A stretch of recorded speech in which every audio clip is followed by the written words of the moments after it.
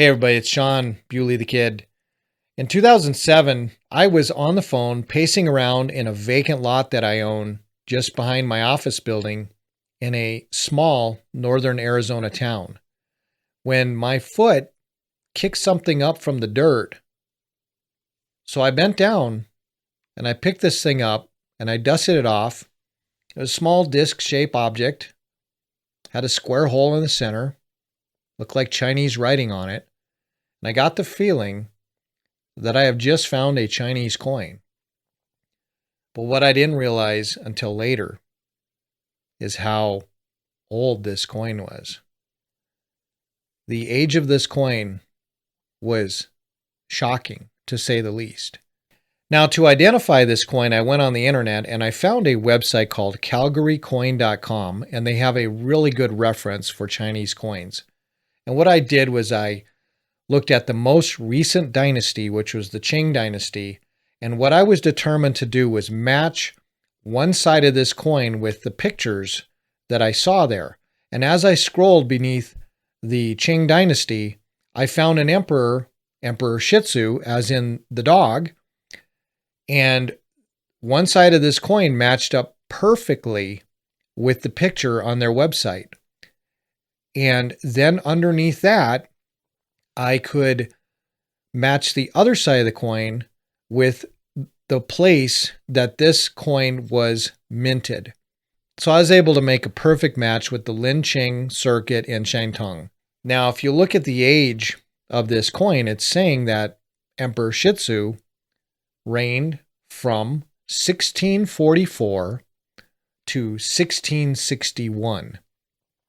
That makes this coin well over 300 years old.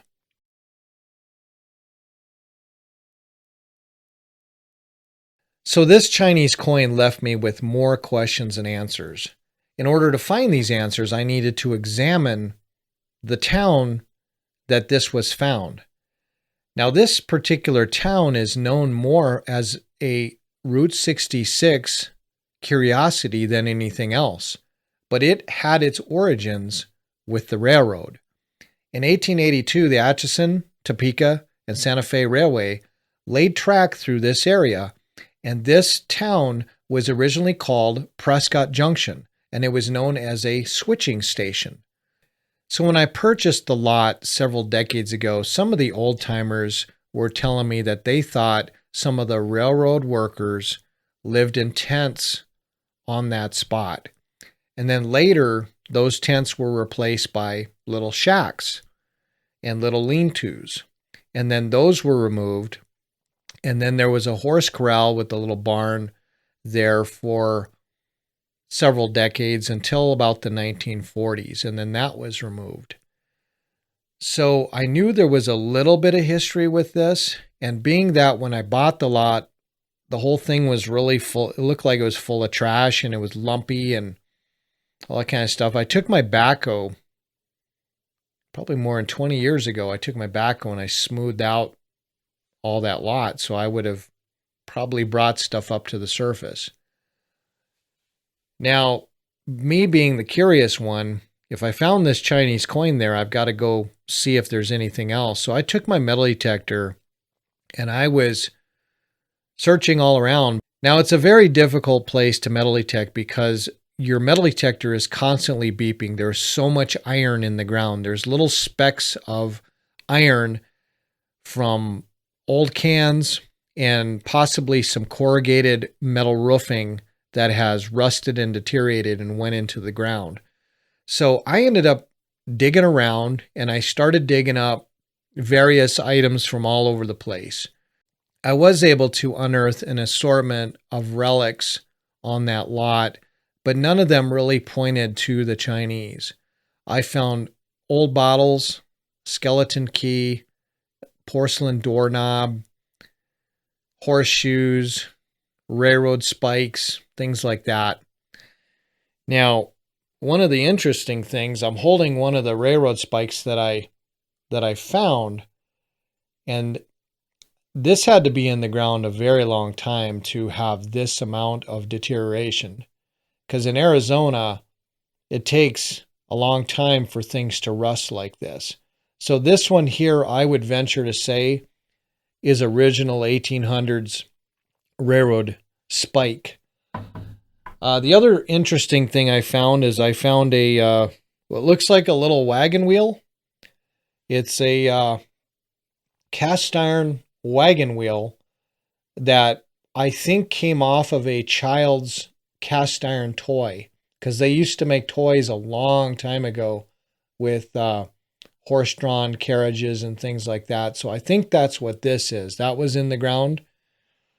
And this, I might need some help from some of you guys. I don't know what this is. It looks like a bracelet.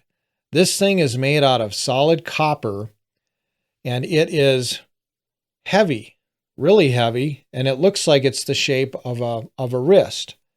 Now, I got a big old fat wrist, so it wouldn't fit on me, but it might fit on a female. And so if you guys have any ideas, or you've ever seen something like this before, where there's a piece of copper and it's kind of hand shaped into a bracelet. And I'll shine a little light on it here so you can see it.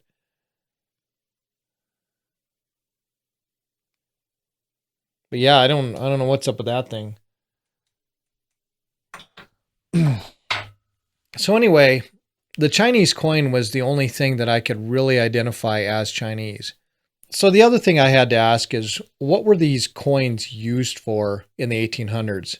When I looked it up, they were used in commerce amongst the Chinese, but more than likely it was for the other reason. That was, these were actually good luck charms. They used to string these things together with a red string, and they'd give them as wedding gifts for good luck, or they'd place these things around their home for good luck, and they were good luck tokens. So that might explain why this thing's in such good condition, because families used to pass these things down from generation to generation. And this being over 300 years old, that would explain why it was so well taken care of. So in consulting with other historians about just how such an old Chinese coin could end up in a small town in Arizona, they reminded me of the roles that the Chinese immigrants played back in those days. They were not only railroad workers that helped build the railroad and maintain the railroad, but they often served as cooks, and also they ran laundries. And so they felt it was very likely that this coin was probably a family heirloom or something of one of these people that in one way or another supported the railroad, which just happens to be 1,000 feet away from where I found this coin.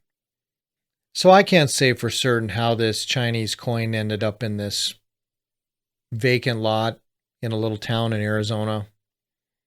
But you know, in my search for answers, it really got me thinking about back then, the Chinese immigrants coming over. I mean, things must have been tough in China for them to make that voyage and come over and try to make a better life. And when they got here, they were used to build the railroad, and they offered support services, but they were often not talked about, not very documented.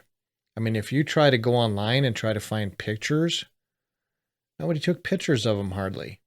I couldn't even find pictures to use on this video. And so, you know, I just want to let you know that I learned something in trying to find out more about this Chinese coin. I started remembering the little guy, the workers. Hey everybody, I hope you enjoyed this story. I really love this stuff. And you know, when I find these kind of things, I'm not satisfied to just lay this on a shelf and forget about it. I need to find out, who did this belong to? What did they use it for? And why was it left? And in my search for answers, I gained a greater appreciation for some forgotten people who played a major role in the construction of this country. But yet, they were there, they worked hard, they were underpaid, and they're almost forgotten. But right now, I shed some light on them. I didn't do them justice like they deserve, but I'm hoping you learn something today. Now, some of you guys notice I'm wearing sunglasses. It's not to be cool or show I have attitude. I actually had eye surgery less than a week ago, and my wife is saying, trust me, you don't want to see his eye. So this is to protect you guys. But if you guys think these sunglasses are cool and they're fitting, and it's okay I wear them during videos, just drop me a comment. Kind of curious. And if you guys have any other ideas on upcoming videos, I like to shed light on some of the forgotten things in history and things that people did not know. And I really enjoy doing this. And I thank you guys for watching. And till next time, take care.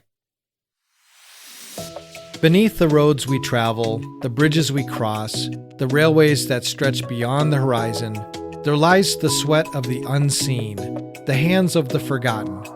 They built the foundations of our cities, carved paths through mountains, laid rails across endless plains, and raised steel into the sky.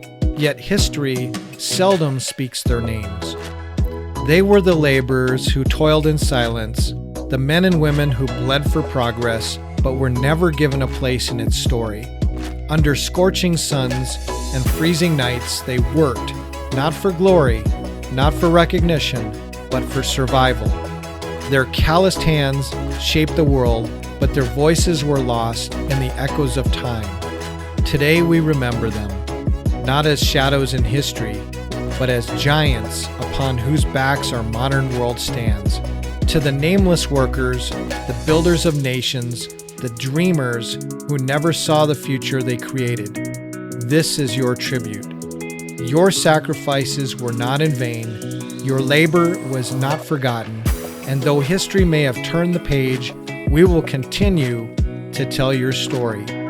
This world was built by your hands, and today we honor you.